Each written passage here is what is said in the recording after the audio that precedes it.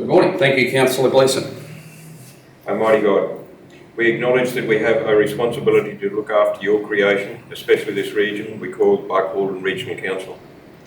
We are conscious that our decisions are going to affect deeply the people we have come here to serve. Assist us to exercise respect for councillors, staff and for the people of our region. Help us in this meeting today to act wisely, justly and intelligently in all our deliberations. Thank you, Lord, for the privilege of both leading and serving and assisting us to do this well. Amen. Amen.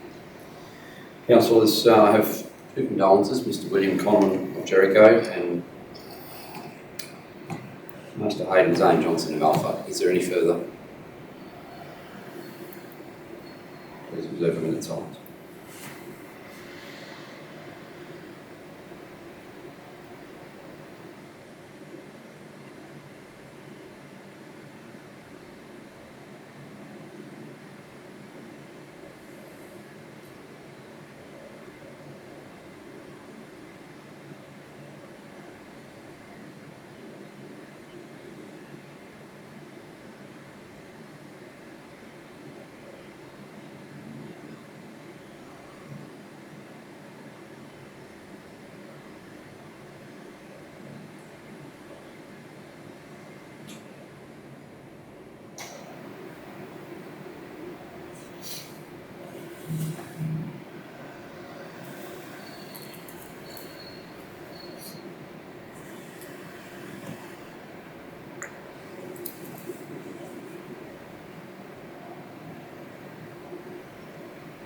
Thank you.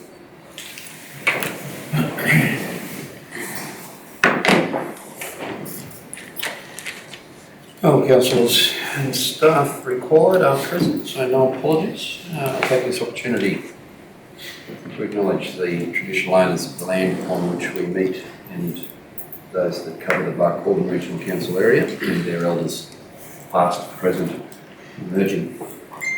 Councillors, I call for declarations now of prescribed conflict of interest. Call for that from Councillor Peters. Mr Mayor, I'd like to declare a PCOI in 3.8.2, the request for funding for the Aramac race meeting, as I will probably be a bookmaker at that race meeting, so I will declare a PCOI. Mr Mayor, and I will leave the room for that discussion. Any further? No, I think that's all, Mr Mayor. Councillor Gleeson? I don't believe so. Councillor Hanson? I have a declared interest in 3.4.3, which is the purchase of a mini excavator, and I'll address that while leaving the room. And that's as a result of your close associate? Close associate is my son, who's an owner of an excavator. That's registered to Council's wet and dry plant hire. Any further? No, that's it, Mr Mayor. I do have yours here. Yeah, Mr Mayor, so 3.4.3, the new purchase of the mini excavator and trailer, and 3.44 replacement plan, tandem drive tip trucks. Close associate being Michael Horman Transport as my employer, as they are on the wet and dry supply list and in competition for those plans, pieces of plan. So that second number was, just to help me? 344, Thank you. so the consecutive order. Yeah, they are, yeah. And I will leave the meeting and stay away. Thank you. Councillor Plum? No, sorry. just with that, Mr Mayor, is 3.4.4, as my son also owns a tandem drive tip truck. I will declare that over the same. Thank you. I don't believe so, Mr Mayor. Okay, call now for does any councillor present believe any other councillor present may have overlooked a declaration of a prescribed conflict of interest?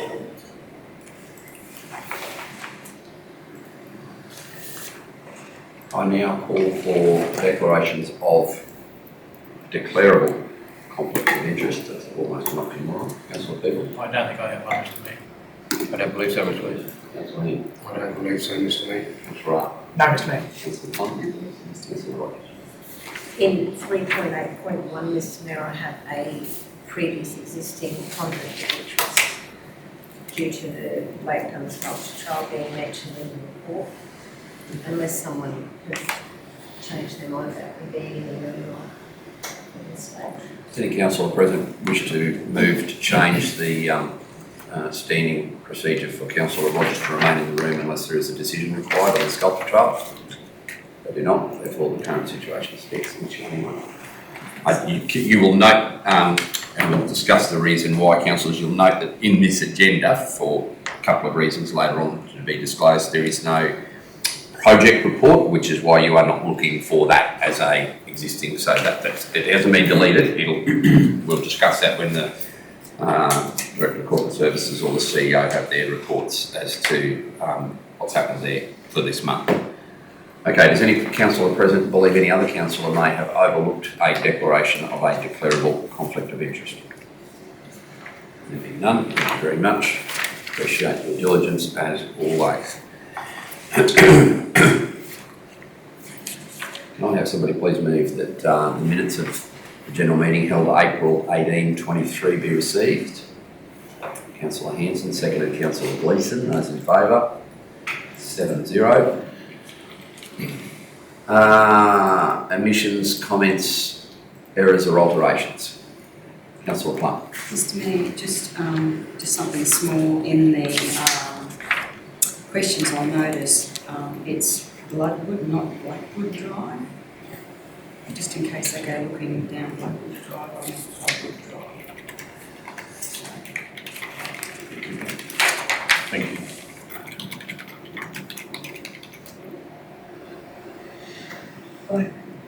It is black, we're turning to blood.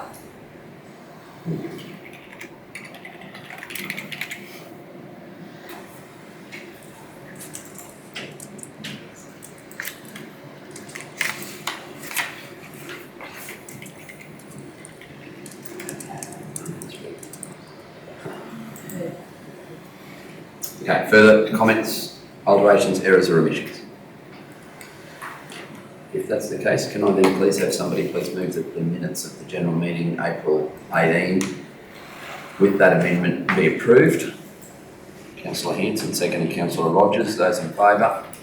7-0. Do any councillors or staff present have any petitions in the true or correct form? Lodging. Karen? No petitions? I thought there might have been one dug up. I love that look though. I was at a community event with Karen when she was buttonholed about a particular petition that may or may not have been lodged that never came to council regarding a doctor for Alpha. Oh. Was that a couple of years ago? Because Karen's been scratching her head here for the last 30 seconds. What is he on about? I left her to her own devices and halfway through the conversation, I followed up on it. It wasn't a petition, it was a letter, and it did actually make it through to the desk of council. Right, it did, okay. That wasn't What is it this wasn't trap for a new player here? it wasn't styled as a petition and it wasn't written as one, it was a dear, and it came through to council many councils ago now, Right, but it definitely, the mayor tabled the letter. The right. then mayor tabled the letter. So you'll be able to report that back to the constituent that you've done your homework and the mayor tabled the letter at the time. Right, okay.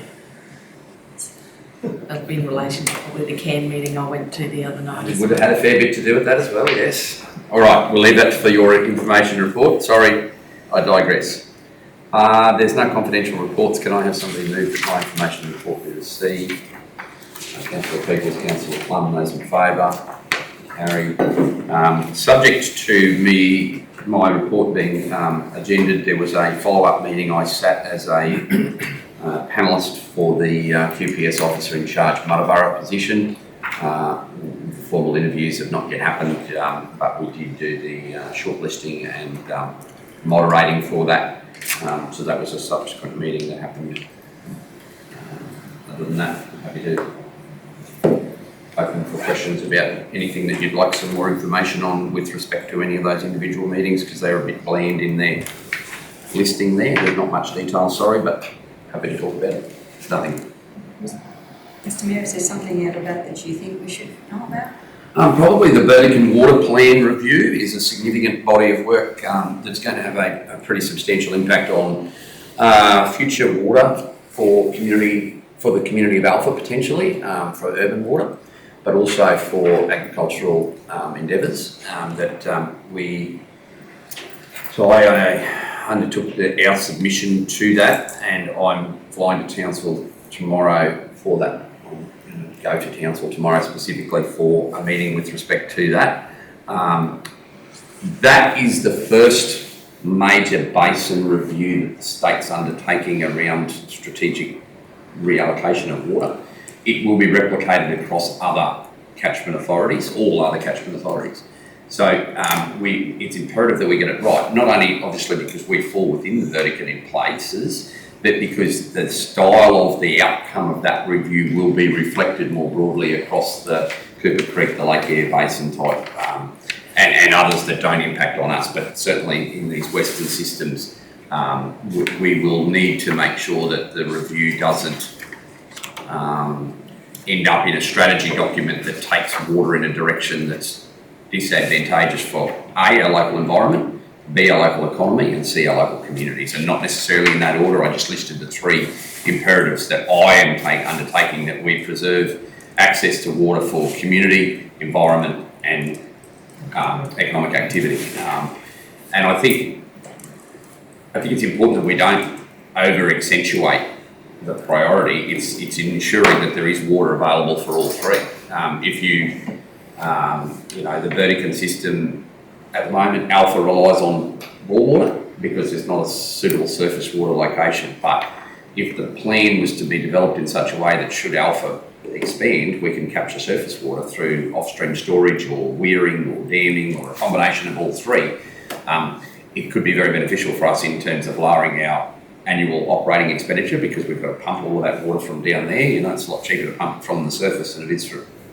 And there's also not very much water down there. I mean, Alpha, the capacity for Alpha to expand above about 40 or 50% with our current water access arrangements is pretty limited. And then that will flow on to building in these other areas, if we wanted to have a surface water allocation out of Lagoon Creek for some particular reason, whether it be for environmental purposes or for supplementing town water supply. Probably unlikely in Buckhorn's case, not necessarily so unlikely in the case of Aramac or Muttaburra, where, especially Muttaburra, where the water's a little hard. And if there was a capacity to use water from the river for the community, a future council may want to go through doing that. Obviously, that would entail water treatment facilities and a whole, not foreshadowing that we want to do that, but we don't want a government strategy document to tell you that you can't because it takes away options. Now, there's a big difference between the Thompson River, and Leando.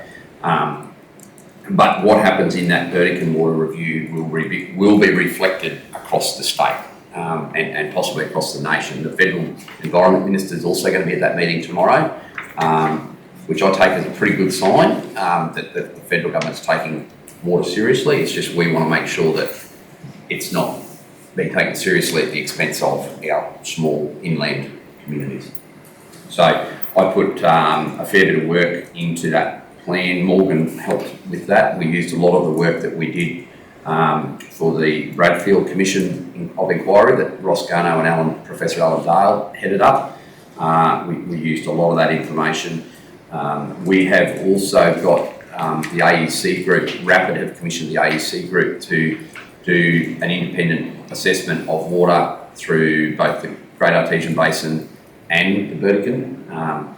We commissioned that before this review, ironically happened, but that piece of work when it's done will inform that review as well as be ready to say, well, this is what we think could be a strategic use and this is what the economic benefit would be of a strategic use of groundwater reserves in Western Queensland, be it from an economic development perspective to support mining or renewable energy generation or agriculture, and also from maintaining access for communities to have access to a greater allocation of water than they might currently have should they expand or find an alternative use. So that work's been commissioned. We hope to have that within a couple of months, and that'll come to council for council to consider as our strategy. Mr. Mayor, I just want to endorse that I think you should play a and I can see that you're doing that, play a very major role in this, because some of these strategic plans that are coming out in the past have taken away a lot of the rights of people upstream to do any economic development. And I think we've got to be on top of this and play a major role in it all the time. So, yes, I totally endorse you looking at those things. I think it's very important for the future of, you know, any economic development that we might see. Might be fruit and veg, might be citrus, I don't know, but we've got to have some title to. We don't know what we don't know, but what we do know is if we don't have water, it doesn't matter what we don't know because it can't happen. You know, it doesn't matter what type of economic development activity it is, you require water, whether it's major industry, you know, steelworks, construction, everything needs water. So I've taken that as probably one of our chief advocacy items for the next few weeks. I know the team here is under the pump developing the budget, so I'm sort of going a bit on my own with some of that, but I will share with you the notes from that meeting and any subsequent. So the way the review is working, just bear with me, I've got my notes.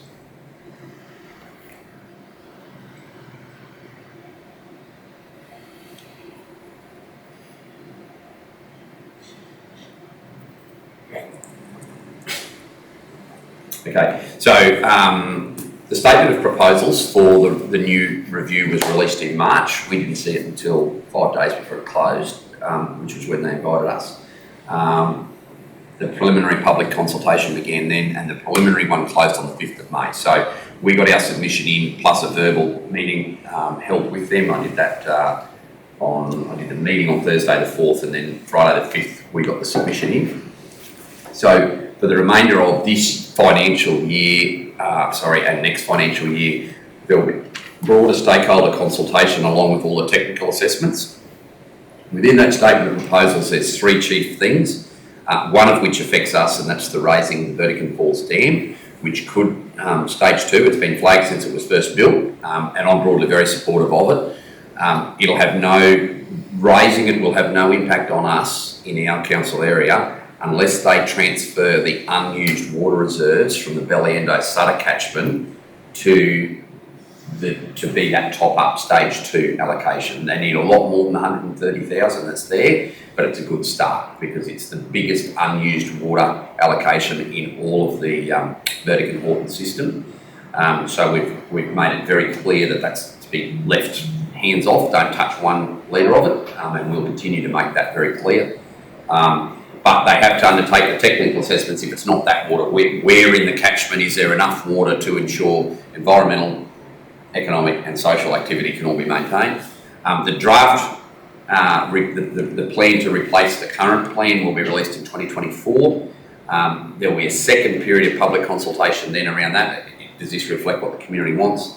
There'll be analysis around those submissions then on that consultation, with the final plan released in 2025. So it's not a rushed process, but if you weren't on the ground at the very beginning of it, you'll struggle to get any impact on, once the wheel starts turning, there's a whole bureaucracy of water and Department of Environment and Science that will be very hard to slow down. So that's the initial consultation as it is. I'll share with you the slides that I screenshot from that presentation. It also feeds into, I should state, one of the reasons the Burdekin's been picked as the first to do is you'd be aware that part of the state government's jobs and energy plan is a pumped hydro facility. One of those is slated for Mackay, so it's, even though it says Mackay, it overlaps the Pioneer and Burdekin catchments, so there's water required from both the Pioneer River system and the Burdekin River system. So they need to find water for a pumped hydro storage capacity, and without this happening now, that won't happen. That will have no impact on the Belliendo because it's a different tributary to the Burdekin. We'd contribute that we support renewable energy, but we wouldn't find that disadvantageous to our patch because it's different water. They can't physically take water from one side and put it where it isn't. Anyway, I'll share with you these screenshots and let you know what happens next tomorrow. 10:30 tomorrow. It will be very steady. I think that there's a strong possibility that I'll be one of the discussion panel members. So the next round of consultation will happen with a panel receiving those submissions and filtering them. They asked me to ensure that I tick the box to do that. So can I ask a silly question? Probably it's not a silly question, but from the Burdekin, how does the Fairbairn Dam fill? No, the Fairbairn's the Nagoa, so it's the Fitzroy system, which heads, we have a small part of that for another few months still, up south of Alpha, on down Portwine Road, probably called Mount Wilga. There's a small part of Mount Wilga until the boundary realignment kicks in from the 1st of July that does fill the Nagoa, but it's the reverse, sorry, it's not in us but when it does kick in on the 1st of July, we will pick up a bit of that. Not going to have any impact on us at all. Yeah. The Central Highlands and Longreach Mayor's meeting, that was with respect to the rail situation that still hasn't been resolved around the $15,000 per pass proposal for each train to use the section of track from Blackwater to Emerald. Councillor Rayner was asked to chair a group of people lobbying in that respect, and he wanted a brief from Councillor Kerry Hayes from Central Highlands and myself around work that we had undertaken. We were like, here's what it is, here's what we know, what are you going to do to change it? Probably not much. It's an argument between the state government and a privately listed company. But, yeah. Mr Mayor, there's impacts out this way because... Huge impacts. Because I've ordered stuff and they said we can't get it from Lobby because it's on the rail. We don't know when the truck's coming. We don't know. So, sorry, forgive me for interpreting me as saying that it won't have any impact. It will have impact, but our ability to control that outcome is, it's a privately owned asset that the state government use for subsidised freight services. That's where the blue is. It's not private trains, like even Watco, the private Cowcarter operator. They're doing that under a state government contract. So it's the state's job to sort this out with a rise on. We can provide advice and stakeholder input, but influence on the outcome is as zero now as it was then. Am I confident that it's going to be resolved? Horizon own it, they can probably do what they like. I think the state would be mad if they stopped passenger services well, cattle trains don't service Blackwater anyway, so I'm not too worried about them. I'm talking about just merchandise freight. Yeah. Councillor Gleeson. You just mentioned cattle trains, Mr Mayor. A lot of cattle trains come out of Claremont, so they'd be on the same, they're west of Blackwater, so they'd be getting affected big time. Sure. And I have organised a meeting with Watco around the utilisation of facilities within Buckland region. We haven't had that meeting yet, but some local constituents from around Aramac have asked to see what we can do, because sort of by the time they get to either Longreach or they're going backwards to go to Longreach to put cattle on a train, and it's also 300 plus kilometres to go to Claremont from in that area to the north, sort of northeast of Aramac. So and they've also approached the Deputy Mayor as well, Councillor Rogers, around that. So we've had a discussion and we're trying to line up time to meet with the General Manager of Watco to see if there's any facilities. Probably the only one that's it's still in any form after discussion with the District Manager and physically having a look. It's probably only one easy option at the moment would be Alpha, because all of the facilities still there. It's just a bit of track that needs laying. Here you need the whole works and jerks, basically, needs to start again, which would be quite challenging compared to the number of cattle that would utilise it. Whereas if you went that little bit further, given Longreach is only 100 k's that way, whereas if you went 140 kilometres that way, you increase your catchment quite considerably of slaughter cattle. So not preempting that we wouldn't do it in Barcaldine, I'm just saying that the practical reality is there's already a yard and a loading facility in Alpha. There's not any more here. But Watco might say, well, we'd sooner build a new set of yards in Barcaldine and we as a council may wave them through. The problem is the contracts are not that long. Like these operators, Watco might say they'll do it, and then I can't tell you now off the top of my head how long that contract is, but QR had it for the period of time. They've lost it to Watco, and then what happens when the next one transitions? And so it's about establishing reliability of service, I guess. I also attended that AgForce Innovation in Ag Tech, not to represent council in Ag Tech space because apparently we're not very Ag Tech, but to talk to landholders and squash some rumours around rates. The day was very well received, and council, all of you received a lot of very positive feedback around the prudent situation. You've put the budget in, road maintenance has been done.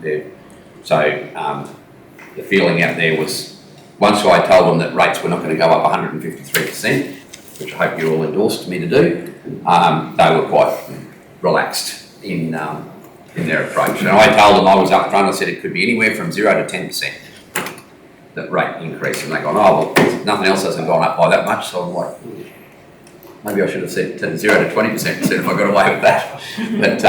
But so, no, public, I'm happy for them all to see it. The reality was, it was an opportunity where there was a lot of producers in the one setting, and I just took the opportunity to go along and talk about it, because AgForce are the chief lobby group that will approach us about minimising rates, so I got on the front foot and went to them.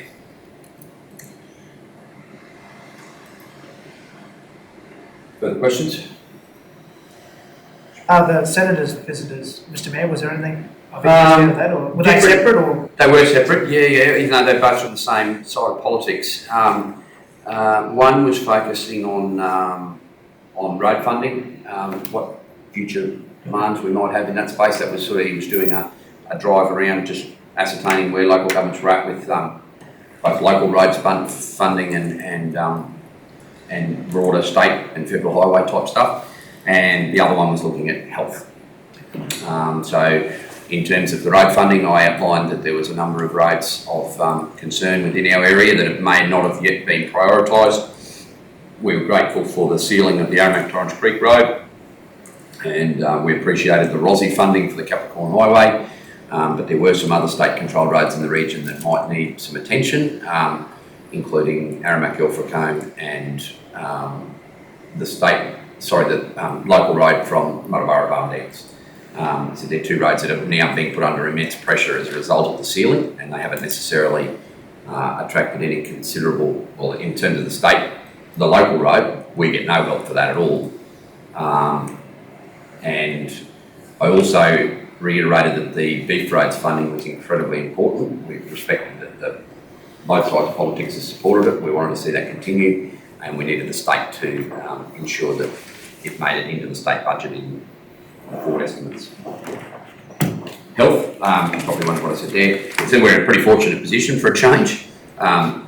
We've got a stable doctor cohort in Buckhall, and we're very fortunate, unlike some of our close neighbours to the north and south where they're still struggling in doctor attraction and retention.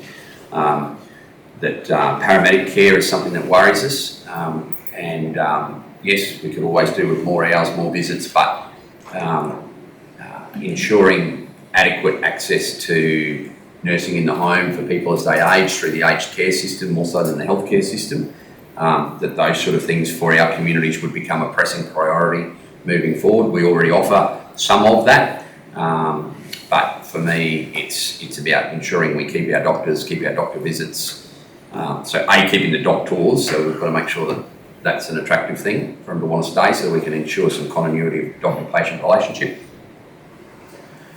So yeah, those were those 2 meetings. Thank you, Mr Mayor.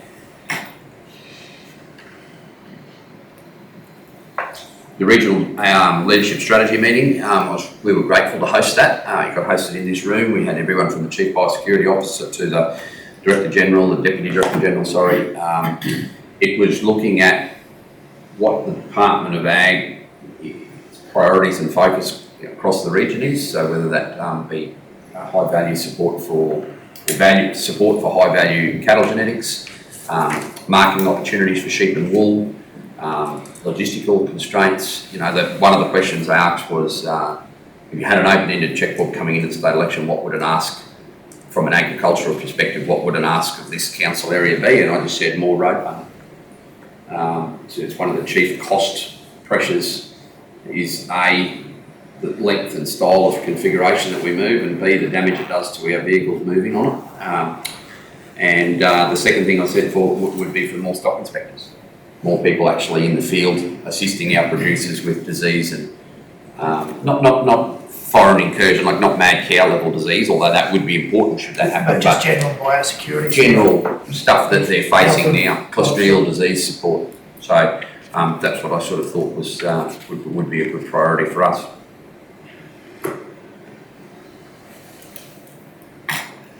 Thank you, councillors, for all of your support for all of our communities over the Anzac Day celebrations and commemorations, I should say. I hear Councillor Gleeson and Councillor Hanson. Do you want to speak about the Muttara service? Thank you, Mr. Mayor. Muttara, Councillor Hanson and I think we had our hair blown back a bit because the way that it was set up, the way that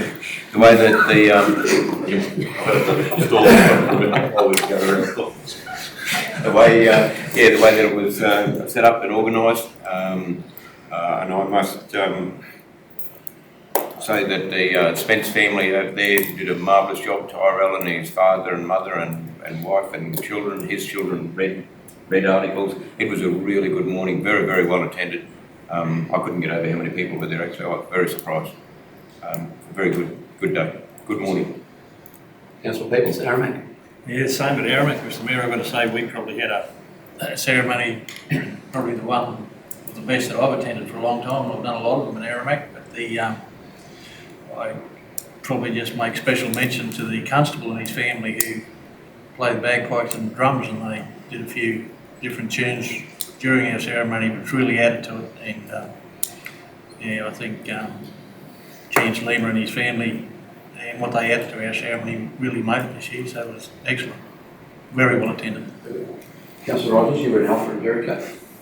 Yes, Mr. Mayor, I agree. I think that this year it was really, there was a lot of extra people to both ceremonies. So, and I'm not sure whether that was to do with the weather last year too. It was raining and everything, but it was a lovely morning and very well attended at both towns. Councillor Plum, you attended here. Did you? So dawn service here was very good. I did it. I attended both services. Sorry. We laid a wreath on behalf of council at the dawn service. But the march, good numbers. Oh yeah, and I think over the last probably 5 years,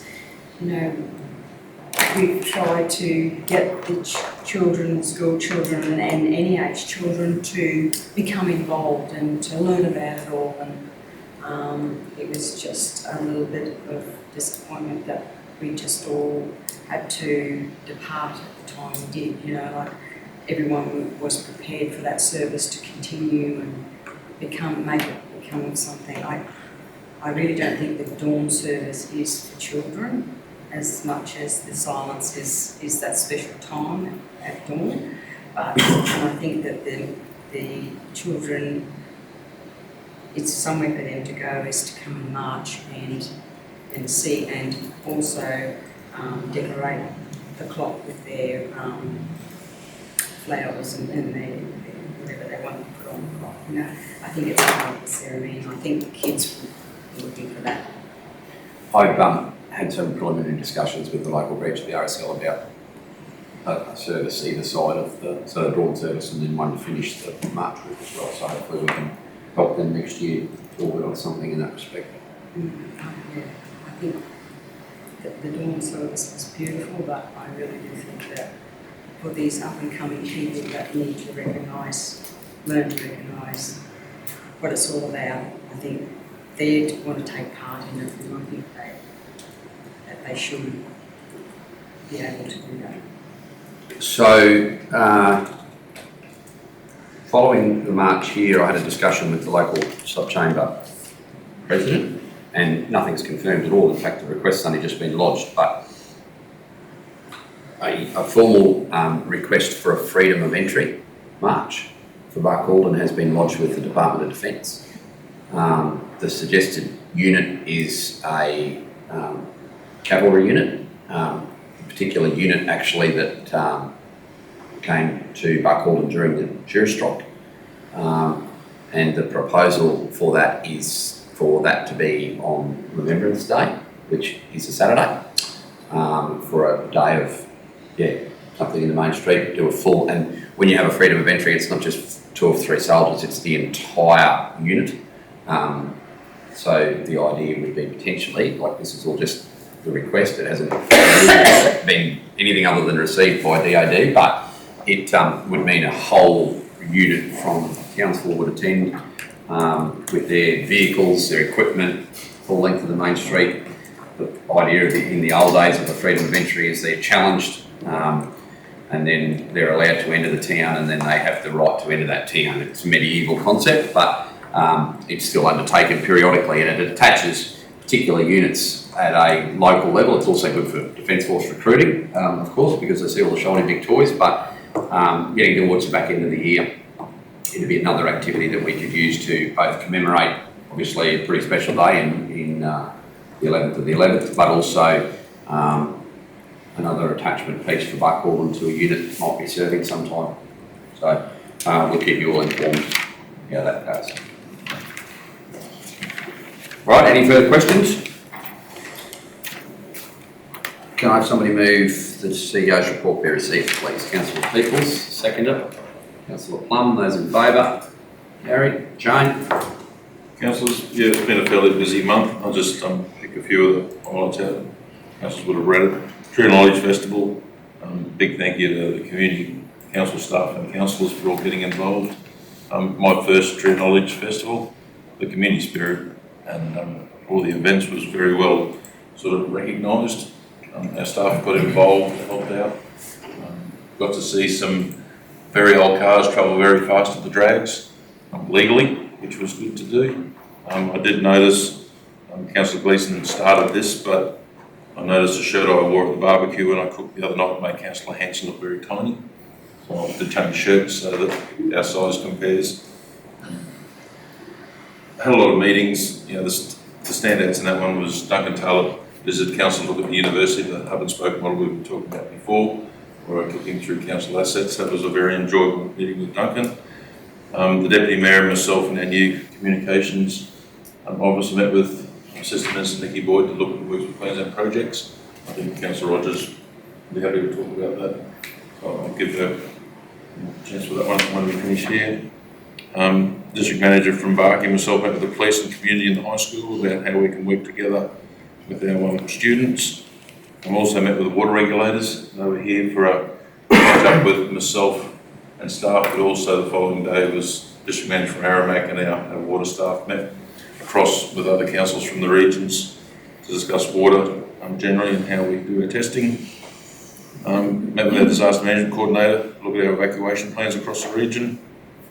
And there's been a lot of other work going on, so happy to take questions for those ones. We are working closely with the community care team to look at how we deliver our services, so that also took place. Our road valuation assessment and condition assessment, they're currently doing the Alpha Road, so that'll be finished very shortly. The Director of Corporate Service and myself worked through all our different systems. Our safety team, you'd see, is out and about. I did send across one of our safety project management plans that we're looking where we're actually going to start the scope work, and I think I sent that for a bit of light reading over the weekend. But our safety teams are now rolling out our new safety management updates. Due diligence training's coming, council will see. Councils are also invited to a session on that. We continue to monitor movements in staff, training needs analysis. And generally, I'll probably take questions if Councillor Rogers would like to talk about Assistant Minister's visit. Thanks, Jane. Assistant Minister Boyd was travelling through her region, and she come from Hewitt and across to Muddaborough, got a flat tyre, and she was kindly assisted by a friendly local, so that was good. Yeah, she was just generally travelling through to have a look at Works for Queensland projects that have been completed, and we were, basically it's all in here, but we met her at the rec park and went down to the Barking Red to show her what had been done there, and then back up to the Globe, and I think that she was really impressed by what had been completed. It was a afternoon. We'll just finish off, Chris Rano, Director of Works, left the organisation a couple of weeks ago. Chris was here a bit over 12 months, but I'd like to officially thank him for his efforts and his contribution to council over that time and wish him well with his future, wherever that takes him. The other one to add there is I've also written to the Electoral Commission, which is being considered now for full postal voting across the council area.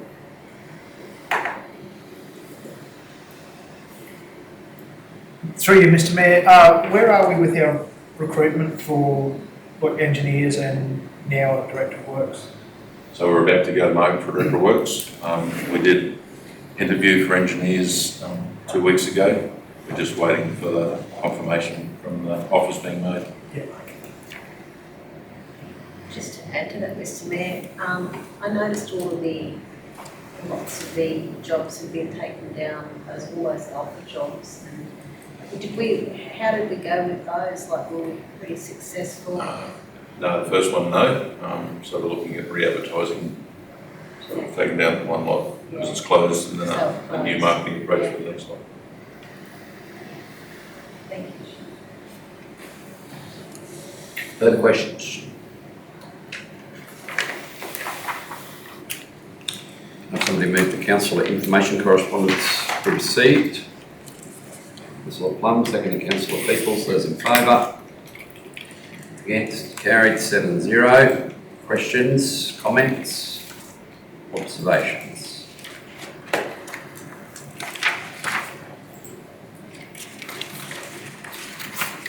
I guess the one, well, there's lots actually, but the one that I'll mention as a very sensitive but very important meeting and visit was the one that I reported in my last report, was the visit by significant department and custodians regarding the palace. The record of meeting is there now for your perusal. Also, I guess from just a formal technical perspective, the Local Government Remuneration Commission Council Category Review. Council probably wouldn't necessarily respond to that unless Council was of such a mind that we needed to be moved. Through you, Mr Mayor, it's unlikely that we're of a size to The negate it, like need a justification- change or... Future economic development, even forecasted, probably wouldn't. Because the next band up is like Mount Isa, Somerset. Central Island. Yeah. So Fair enough. it's a considerable jump. Living closer to trigger. Yeah, I would suspect that. Yeah, no, you're right. So unless you were of a mind to really build a big case, we will just note that and no need to formally respond. Would be my advice. You can bring that back to us at any point. Sweet, Mr Mayor. Once, sorry, the last time we submitted to the Remuneration Commission was around the request that they formally consider advising, on the position of superannuation. But actual categorisation we've never contested. Who asked the question? Sorry, please. Through you, Mr Mayor, getting back to the palace, the main part of that meeting was to, for access, would I be right? For council access into there because there's private property on both sides? Yeah, probably wasn't really a main issue for council at all out of that meeting. Like, access is an important thing, but the custodians require access just as bad as council actually doesn't require access to site at all. But council will be responsible for access if it's ever granted, that's for sure. It becomes a public road asset, and that was the point we made, that obviously if you create a road, guess who owns it? But realistically at the moment it is a completely landlocked title, as I think I might have said last time. It's a scientific reserve. It's a really unique piece of freehold. It was freehold for the purposes of scientific research. Transitioning it to, I think it's actually still called an Aboriginal freehold title, can't occur. So it's not currently freehold, my apologies. It's a reserve for the purposes of scientific research, very unique subtitle. It can't transition to any form of freehold either pure freehold or the Aboriginal freehold until such time as it has unique access. It can't be landlocked and be a freehold title. The difference between freehold and Aboriginal freehold is that it can't be mortgaged and it can't be sold. But there are other very small minor, they're the two chief ones. But none of that can occur. Now, as you note in the reference to that minutes, there's some substantial legal manoeuvrings and negotiations currently being undertaken with the landowner and the state government on behalf of, because they're the custodians or the trustees currently for that. And once that process gets a little bit further advanced, then it's a matter of locating it in the best site for the ongoing operation of the cattle station, but also we've certainly, and so did the CEO and Mayor of Blackall Tambo, highlighted to them they need to build a road or provide the access in an area that's the best for both building and maintaining a road, which is not the whole property there, as you would well know. Yeah, thank you. Yeah, there's a couple of alternatives. The Alpha Tambo Road proposal is probably the best, not the Blackall Jericho or the Tambo Road. Sorry. Access used to always be through Cheshire on the other side. Well, that's one, and the other option is to come up the Lidschool Road and come through. So there's two options there. One would require substantial work, but they're all just supposition on our part because it's really up to the state and the landholder to make that negotiation. Thank you. Councillor Plum, did you have a question? Thank you. I note those meeting minutes. Deputy Mayor and I had a brief discussion. They were made public. I think it's important that there be some transparency around this. There's a lot of he said, she said type stuff around the palace. That meeting was very much an honesty, a truth-telling, to use the phrase of the custodians. It was a pretty special thing to be involved or invited to. But I think in terms of moving forward, we need there to be good, clear, transparent conversations around what the future of the palace looks like, how it's going to be managed, who's going to manage it, what's it being managed for, what's the clear intent of those that are managing it. Is it scientific research? Is it economic development? Is it tourism? Is it a combination of all three of those things? Because it is one of the most unique sacred sites anywhere in mainland Australia. And we need to ensure that the community understands that the people who are undertaking this are doing so with the purest of intent. And I truly believe at the moment that is the case. Councillor Rogers, you're part of that and our little discussion beforehand. Would you agree with that? Yeah, totally agree. Mr. Mayor. There's always a bit of a fine line in our agendas about, publicly putting information into the public domain. I think this is clearly one of those cases where the public is better served by a very clear, unbiased record of the record of meeting. Yeah, it's the struggle with it, whether we do publish it. Doesn't just make public. I endorse it. Any further business from the Council of Information correspondence? I would encourage you to just help promote that boosting accessible tourism experiences. It's not for everybody, but in our business that could benefit from it. Please help share it. I'll start working on that too. We'll promote it.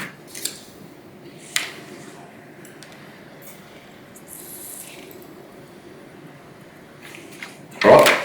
Do I have somebody who can move the planning and development report, please, agenda item 3.3.3? Councillor Plum, seconded Councillor Gleeson. Those in favour? 7-0.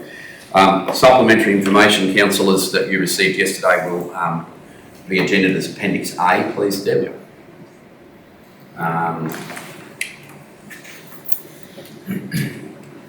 That's summary information. It's not in any way confidential. It's just the reintroduction of that table, and because it wasn't agendaed but we received it, as Doug said, it go into Appendix A of the minutes so that the public can see that. Questions, please, for the planning and development report.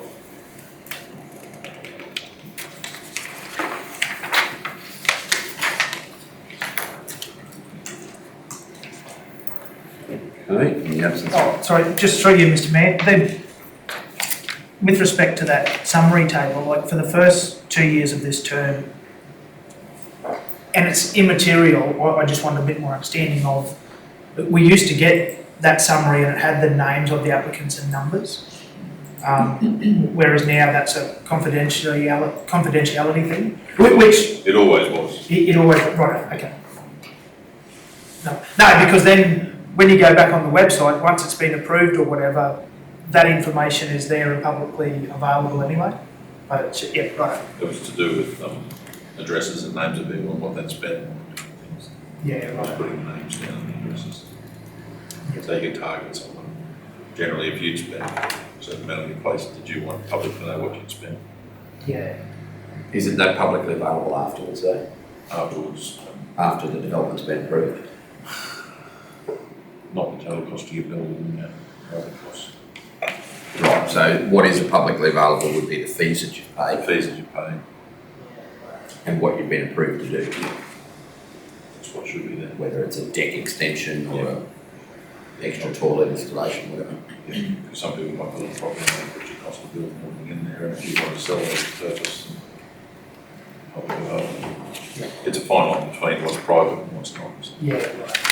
Given I've already cancelled one, and so we've got a fair bit on, Debbie, can you just make a note, at a future policy or council or information session, can we set aside half an hour to go through the planning and development section and have explained to us in a little bit more detail exactly what comprises the information that goes into that table as opposed to the individual development assessments, and what information about that we are at liberty as councillors to discuss publicly, and which information has to go into the public domain and which can't, just so that we can all have a little refresher about what that looks like. I agree, that's a good thing to do. Because to be honest, this is in this council's case, as is the case with about 25 or 30 others, we just move through it like it just happens. In other councils, this is where they spend their whole meeting. This is the very section, like it's the one that makes them all the money.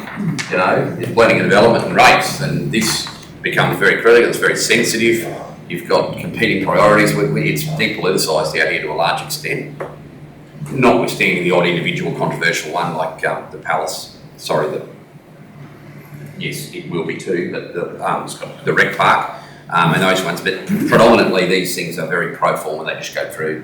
And under our new planning scheme, sorry Shane, under our new planning scheme, a lot of the stuff that would be impact accessible under the current planning scheme is moved to code accessible, so there'll be even less in here. But that's why it sort of moved everything. It doesn't need a council decision now, 'cause it's not impact. If it meets criteria, it can be approved. But the same as buildings, so you can have a private certifier approve your building and we won't see it. But how we report that too. But it would be very beneficial, I think, for councillors to have a refresh on what makes it into a planning and development report and how that value is captured for that report that officers provided to us yesterday. Probably post-budget development, can I suggest, so in July or August. Economic development report, can I have somebody move that we receive agenda item 334? Morgan's normal. Councillor Arthur, Councillor Plum.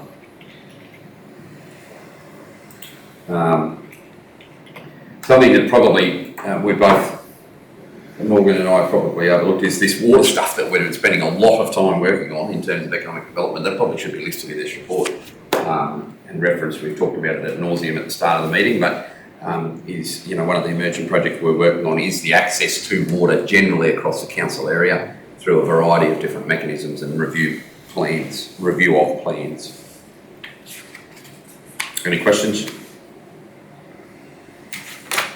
Just through you, Mr Mayor, that the next visioning session, are we any closer with Morgan to recapturing that? Because I've probably forgotten most of what we did in May last year. At the time, you should do. We haven't. We might set it as a meeting out of cycle with the general meetings, just at a week in there somewhere. And again, maybe after the budget. Yeah. But if we can, Because that's fast upon us, we've only got a month left. Yeah. Till that after budget period occurs. 335. Sorry, Mr No Mayor, one's we just moved didn't it. get a vote. Those in favour of receiving that report, 7-0. All right, before I go to vote or obviously a resolution on this, councillors, are there questions regarding this very substantial development application that is in front of you?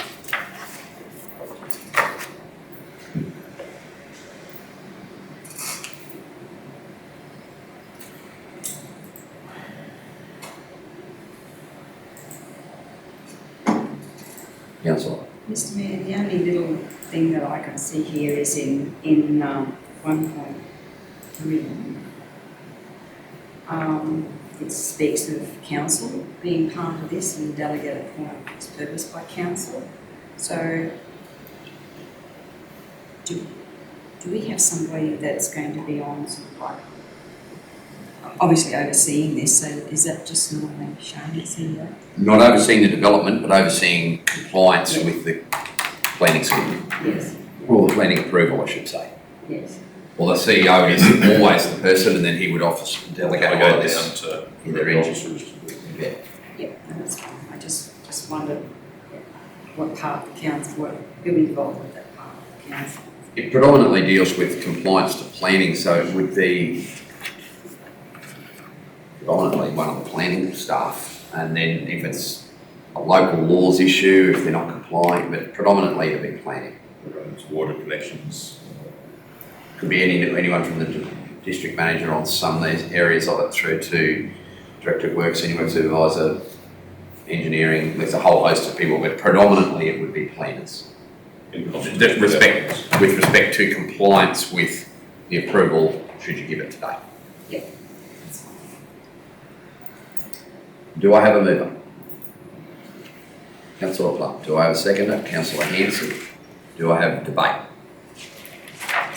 Not debate, Mr Mayor, but just a comment, like it's a considerable private development in our main street. The biggest private development for the main street I can recall since I've come on council, and I'd suggest it's probably one of the biggest private ones ever. When you look at the other major developments in the main street, have all been instigated by council. Yeah, no, I agree with Councillor Arthur. It's a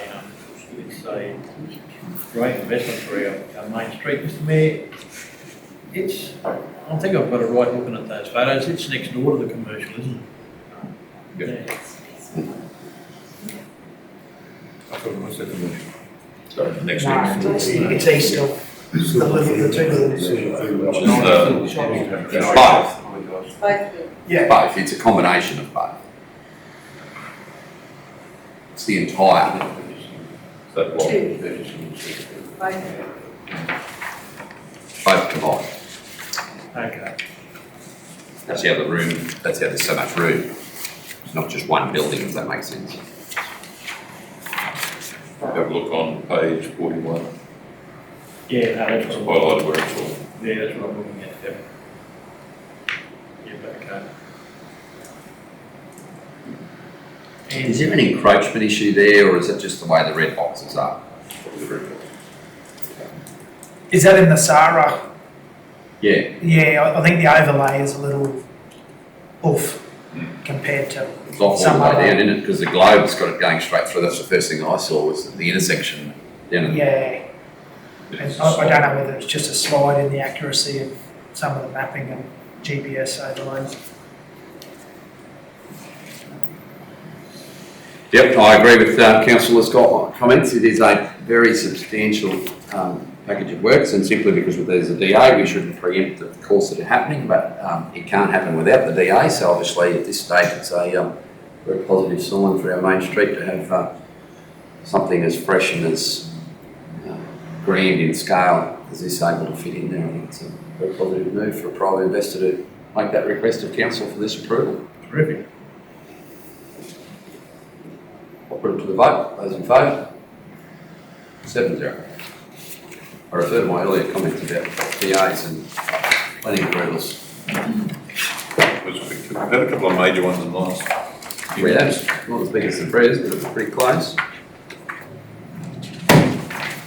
336. Okay, councillors, now is the time for you to tell us if you were going to the local government conference. Now, I know some of you have, we just want to check those people there. Councillor Rogers is down, please.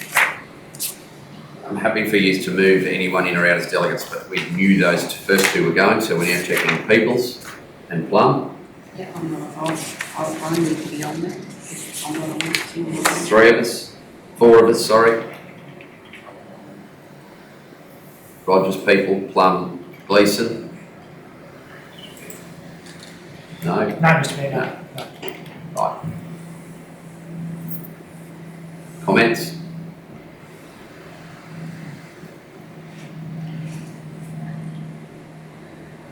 Mover. Councillor Plum, seconded Councillor Hanson. Those in favour? Carried, 7-0.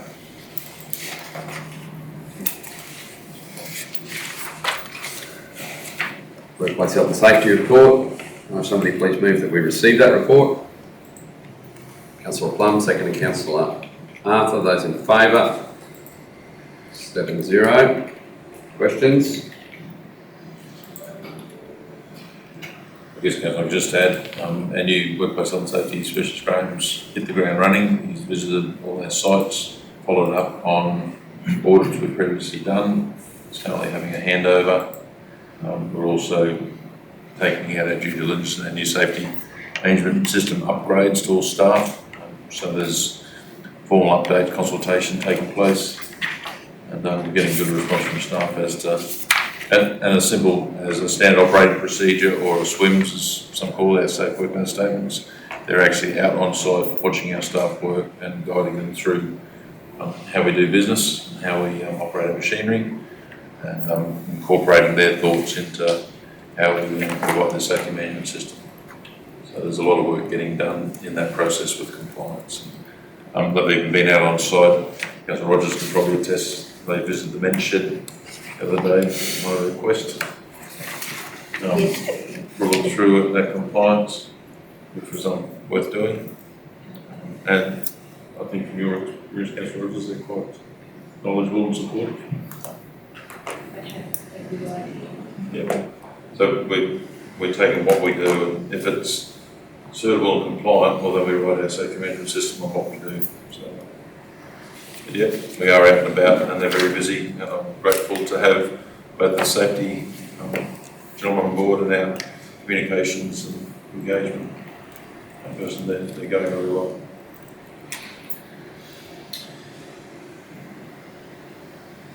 Can I have somebody move that we receive the annual operational? Sorry, Mayor, Mr Mayor, just through you, if we could maybe ask the officer, is the intention, I know that they're not long on the ground, but to go back to the previous sort of reporting format that we had with incidents? Yeah. Yeah, or a similar sort of It'll report. be similar. What he's using is our factual stuff instead of what's happening regionally or statewide. I appreciate, yeah. There'll still be that balance. They're only new in the chair. That would be appreciated. Thank you. Friends, Shane, the Sky Trust training, everyone did that, didn't they? We tried to refresh all stuff with it. Yeah. We never rolled it out of any grade. Oh yeah, so that will allow them to put incidents and into that themselves, is that correct? Where it's possible, if not, there'll be a paper-based system we can go whatever into it. We want to go digital as much as we can, but it's not 100% rolled out the field. So that eventually they'll be able to do that. Yes.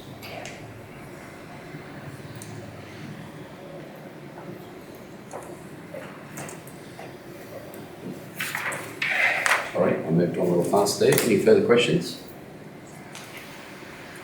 Okay, if I can move to agenda item 338, please, and have somebody move that we receive the Q3 review for the annual operational plan, which is on the large paper in front of you. Councillor Hanson moves, Councillor Plum seconds. Those in favour? 7-0. Council, just a snapshot of our last quarter.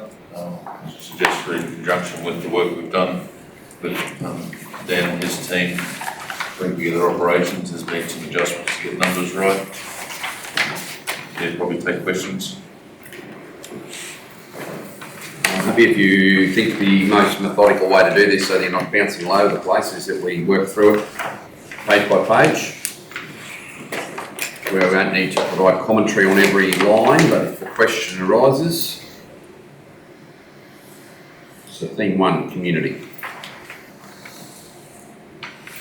Or if officers have anything to add as we proceed. Yep. Housing's obviously being worked on. I'm not going to provide the commentary, I just said we don't need to. Mr Mayor, Yes, councillor. on page 1.9, Item 19, page 3, yep. can you add Barcode Show and Barcode Golf Club? A few of those three. Okay, just to be a little bit picky. Whereabouts, sorry? In over on your right, in funding provided to kids and toys, the funding provided. But councillor, the Buckle and Show hasn't been yet. Yeah, this is what's happened in the last quarter. So that's the second quarter. Buckle and Show will be in the fourth quarter. So we're in the right-hand column at the moment, quarter 3. So that's what's happened between January to March. Oh, This is a retrospective look at what we've done. So the operational plan is the document to about the first third of the page, and then the second 3 or the last 3 columns is quarter 1, quarter 2, what actually happened in that quarter. Sorry, and the other one was, other than the show, was which, sorry? there's the Masters for the golf. That was first quarter. So that's been left out. Capture that.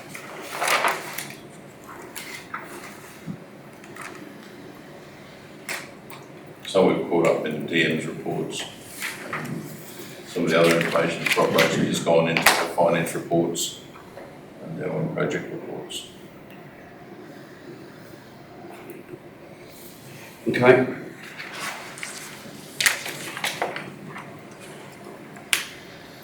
From a perspective, you'll see there where we finished the town hall, it was completed. ICT review has been talking about that as part of the budget review. Shape covered the rec park. Maybe we'll just run through that one. It's been done. We're currently looking at that minor grant. The district manager talked about that in her progress report. The big one for us is the swimming pool in Park Walden. Again, it's in progress. Some of these are still in progress. Monaborough pool has been completed. The district manager confirmed that in her reports. Toilet blocks at the showgrounds, they've been ordered. The first one's going up in both all the showgrounds at the moment, so that work started. Completed yet? Excuse me, Mr Mayor, is the one for Marabara, is it in process? Yeah, we visit the second one. Meetings ago. It's on site, yeah. It's on time. But from a reporting perspective, it's happening, but it's not completed yet. Now, whatever system devises this is obviously not tied to our financials, is that right? It hasn't been linked in the past, it's been numbers thrown in, so we're trying to link that up so you can accurate data. So the budget figures have just been punched in there manually, but the actuals don't get captured. Hasn't been captured, so we're trying to capture that. Okay. So it's, our reporting needs to improve in this space. As of 1 July, our operational plan will link to our budgets, so that'll be a live document. Right, theme 2, services.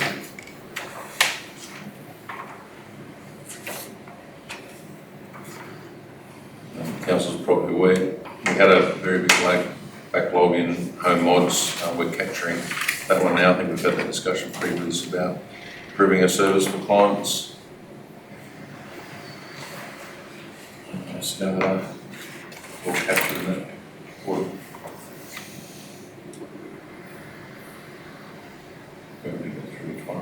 No, not unless council's got a question. How far are we still on track? I know no one can probably answer this question. The timeline for implementation for the SCADA, we've completed Marabara and Buckhorn, Jericho and Alpha is still in progress. Is that in line with the delivery, or are we now slightly behind schedule? From memory, we were always doing, they were going to come up and do them 3, then take equipment away, retrofit it and bring it back for those 2, is that right? Yes.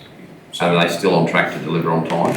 We believe so. There's a meeting with GBA this week with all the partners to catch up on all the outstanding projects to get accurate timelines. And are they still on budget? To be honest, I'm once again on the GBA for that one, so I think Yeah, can we- Through you, Mr Mayor, wasn't there something about the radio comms and connection Yes. equipment? They had to take that The with them eastern side, yeah. to add that to it. add retrofit. Deb, can you make that as a question on notice, please, regarding SCADA in terms of timeframe for delivery, and are we still on budget? Please. And once, then subsequent to that, once it is all installed and operational, can we schedule for a general meeting to be briefed and given a overview of it live? We've got enough computer screens here, we can actually have a look at what our map looks like. Yeah, that would be very good. I think it'd be good for the public, anyone who comes and sits in our gallery, to understand the sophistication that will now exist around water and sewerage telemetry and SCADA. It is a major body of work. Council fully funded this, remember. We paid for this. This wasn't a grant. It's our money, millions of dollars, 1.34 plus the sewage treatment plant upgrade. Very important that we understand, I believe it to be world class, but it's good for us to have a comprehension of it and for the community to realise that we've implemented a significant reform within our operational activities to improve service delivery, but also mitigate the cost of maintaining those services predominantly through labour, but also through wasted opportunity, leakage, chlorine dosing, you name it. And if I can also add to that, the sewage treatment plant. There's been some delays in that one. Once again, that's our meeting with GBA to get through those changes. So there is a subsequent question on notice. What's the implementation timeframe for the sewage treatment plant to go, for the upgrade to be completed and the water reuse to go live? Yep. And are we still on budget?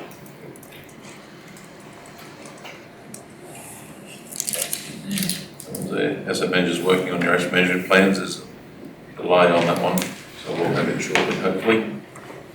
The road condition assessment will add to the asset management phase of the roads. But that work, condition assessments of buildings were undertaken in the last 6 weeks, and that'll be finalised as well.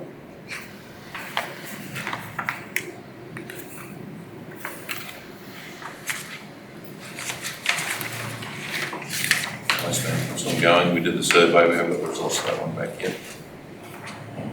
Talking about the waste management facility while we're out there. There's a lot of work done at our landfill site, and our staff have done a very good job of clean up.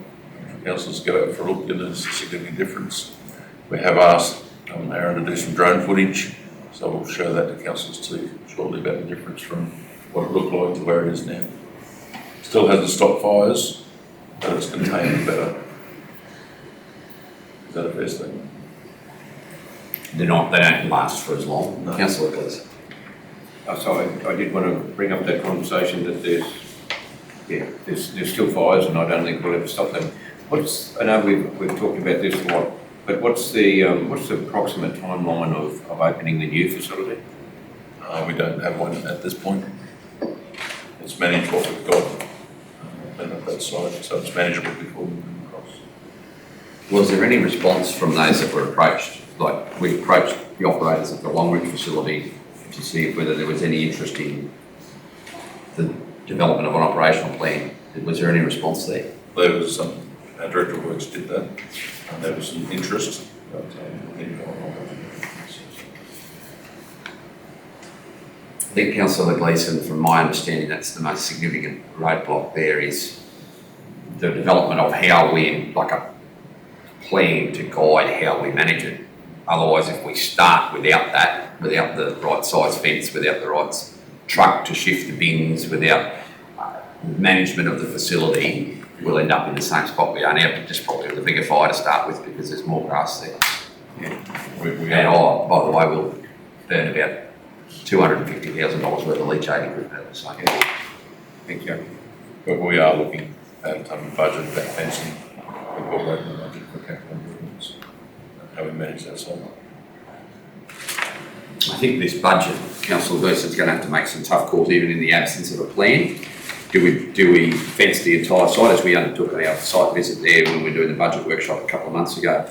Do we fence the whole site now? Do we fence part of the site now? And what sort of security in terms of access to even the transfer station do we have? And obviously then on the side of the infrastructure decisions will be the decisions around operation, which go into the operational plan. So we're going to have to, over the next 6 weeks, and obviously the workshop after this general meeting today will probably have some element of that capital in it, maybe. And if not, we're going to have to give some consideration, because the work that's been done at the dump currently is good, but it's not, we don't want to keep doing that. It's bleeding money when we've got a brand new facility sitting there. And it's been sitting there for years, literally years. And through you, Mr Mayor, the state of the dump here is a direct output from not managing it well. That's the counter side. You don't want to rush into the new one because you'll end up Yeah. like an example of the old one. Yeah, that is so true. But I think not only is council's frustration starting to wear out, there's large sections of the community whose patience is getting tested by the daily fires and just general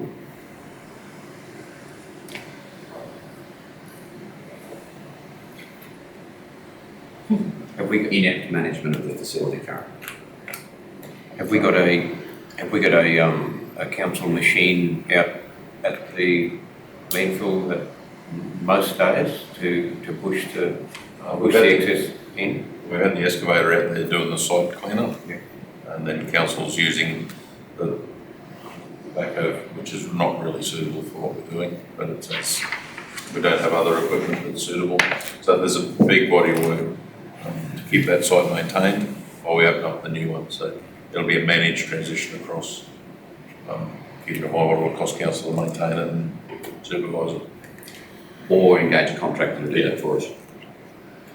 Whether it be with a pure steel wheel compactor, as you suggested, or even just a tracked dozer would be better than a backhoe. Yeah. How we haven't punctured tyres, I don't know.